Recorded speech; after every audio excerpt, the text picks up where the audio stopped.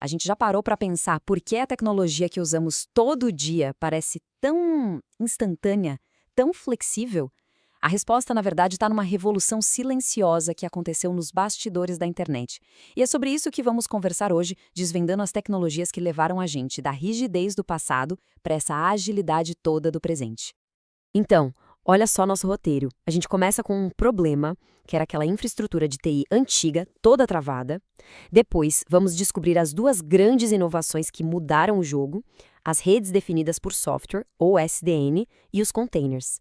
E para fechar, vamos ver como a união dessas duas forças está literalmente construindo o futuro da tecnologia. Essa é uma pergunta excelente, porque antes da nuvem, antes dos aplicativos que respondem na hora, o mundo digital era bem diferente, sabe? Cheio de gargalos, de limitações. Para entender a genialidade das soluções de hoje, a gente precisa primeiro sentir um pouquinho da dor dos problemas de antigamente. Ok, vamos lá. Hora de voltar no tempo para o nosso primeiro capítulo, um mundo onde a tecnologia era definida e, principalmente, limitada pelo hardware físico. Pensa só, era preciso ir fisicamente em cada roteador para mudar uma regrinha de rede, ou ter um aplicativo inteiro amarrado a um único servidor.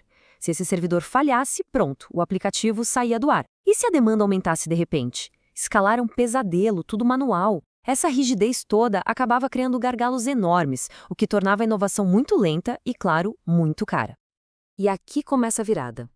A primeira parte da solução foi fazer a própria rede ficar inteligente, programável. E essa é a grande sacada da SDN, separar o cérebro da rede do seu corpo. Antigamente, cada aparelho de rede, cada switch, cada roteador tinha seu próprio mini-cérebro, tomando decisões por conta própria. A SDN vem e tira toda essa inteligência, concentra num lugar só. Isso permite que a rede inteira seja gerenciada e automatizada como um sistema único, coeso. É uma mudança de paradigma. Esse é o plano de controle, o nosso cérebro. É como se fosse um centro de controle de tráfego aéreo que enxerga todos os aviões no céu ao mesmo tempo. Ele não pilota os aviões, mas define as melhores rotas para cada um, evitando trombadas e otimizando o fluxo.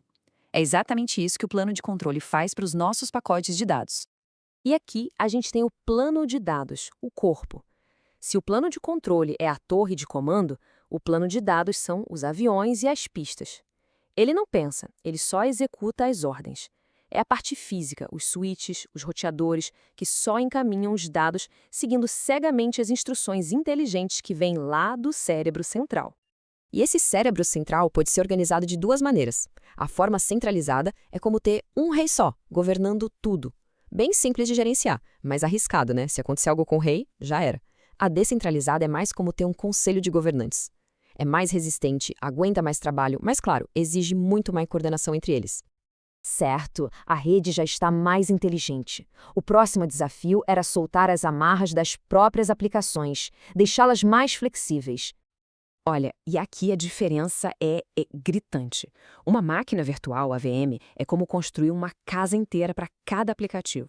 Com fundação, parede, telhado, tudo. É pesado, consome um monte de recursos. Já os containers, eles são como apartamentos num prédio.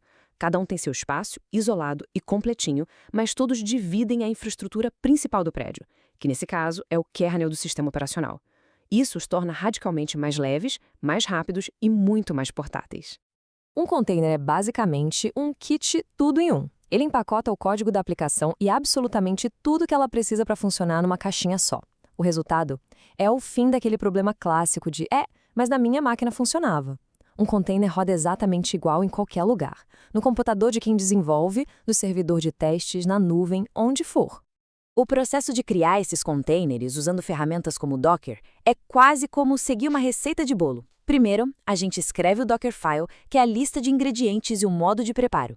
Depois, constrói a imagem, que seria como assar o bolo.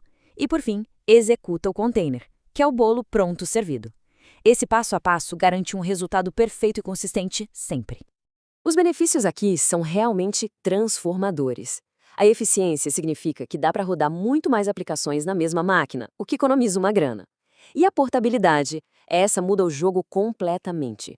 Um aplicativo em container pode ser movido entre diferentes nuvens sem mudar uma vírgula, dando uma liberdade que as equipes de desenvolvimento nunca tiveram antes.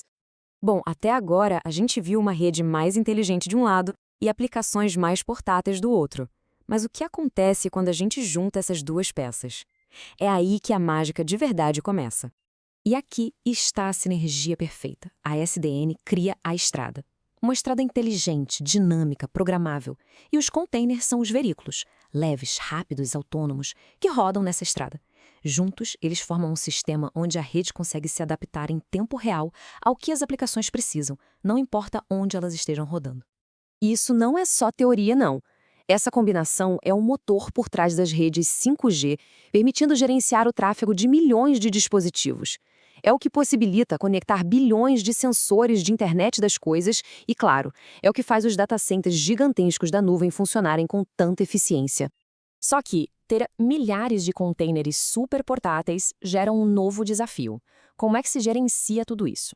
Controlar na mão é impossível. É como tentar reger uma orquestra de 1000 músicos sem um maestro. E é exatamente para isso que servem as ferramentas de orquestração. E essas plataformas Kubernetes e Docker Swarm são os grandes maestros dessa orquestra de containers, garantindo que tudo funcione em perfeita harmonia, mesmo em uma escala gigantesca. Essa jornada da rigidez para a agilidade nos deu um poder e uma flexibilidade que eram impensáveis. Mas, ao criar sistemas tão dinâmicos, tão distribuídos, será que a gente não acabou abrindo também novas portas? Novos e complexos desafios de segurança? Essa é a grande questão que define a próxima fronteira da tecnologia.